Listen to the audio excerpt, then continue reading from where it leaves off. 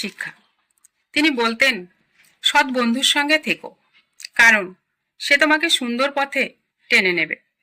আর খারাপ বন্ধুর সঙ্গে থেকো না, কারণ সে তোমাকে ধ্বংসের দিকে নিয়ে যাবে।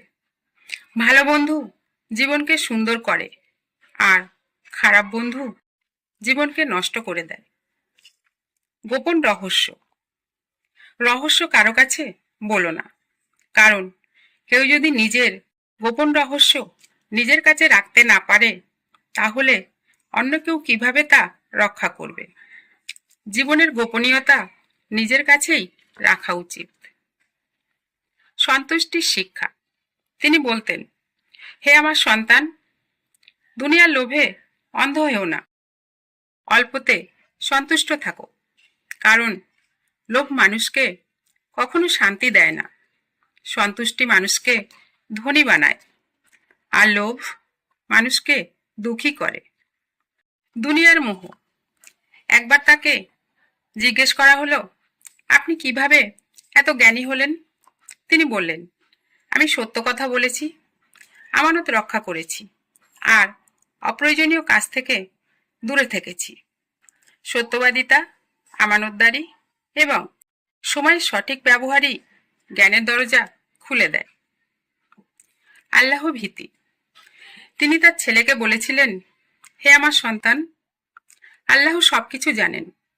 এমনকি সরিষার দানার সমান কাজও যদি পাহাড়ের ভেতর বা আকাশে কিংবা জমিনে লুকানো থাকে, আল্লাহ তা প্রকাশ করবেন। আল্লাহ সবকিছু দেখেন, তাই গোপন প্রকাশ্য সব কাজেই তাকওয়া রাখা উচিত। জিহ্বার সঠিক ব্যবহার মানুষকে সম্মানিত করে, আর মন্দ ব্যবহার মানুষকে ধ্বংস করে। নেক আমলকে ছোট না ভাবা, সামান্য ভালো কাজকেও ছোট মনে করো না, কারণ অল্প অল্প করে পাহাড় তৈরি হয়। আর ছোট ছোট পাপকে হালকা ভেবো না, কারণ তা জমে বড় বিপদ ডেকে আনে। হাঁটার শিক্ষা। হাঁটার সময় দম্ভ দেখিও না, অহংকার করো না, মাঝারি গতি রাখো, আওয়াজ নিচু করো, কারণ সবচেয়ে কুৎসিত শব্দ হচ্ছে গাধার ডাক। বিনয় ও নম্রতা মানুষকে সুন্দর করে তোলে। মায়ের মর্যাদা। মায়ের প্রতি সর্বোচ্চ আনুগত্য দেখাবে, কারণ সে তোমাকে কষ্টের পর কষ্ট সহ্য করে জন্ম দিয়েছে। মা বাবার আনুগত্যই আল্লাহর সন্তুষ্টির পথ।